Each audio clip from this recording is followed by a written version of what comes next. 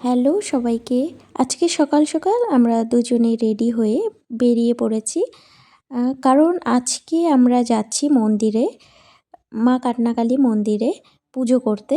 আজকে আমাদের second anniversary. তো আমরা পুজো সেরে তারপরে দেখো মন্দিরের চারিপাশটা একটু ঘুরে দেখছিলাম। আর এই যে নদীটি দেখছো এটি হচ্ছে মহানন্দা নদী।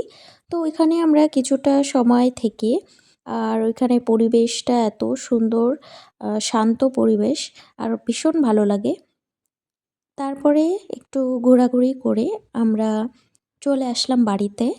আর বাড়িতে এসে আমরা রাত্রে আমাদের ফ্যামিলি মিলে ছোটোখাটো একটি ফ্যামিলি প্রোগ্রাম করলাম। এরপরে আমি দেখো এখানে কেক কেটে নিচ্ছিলাম। আর সবাই আমাদেরকে আশীর্বাদ করবেন। আর আমার ভিডিওটি ভালো লাগলে অবশ্যই একটি লাইক করে দেবেন।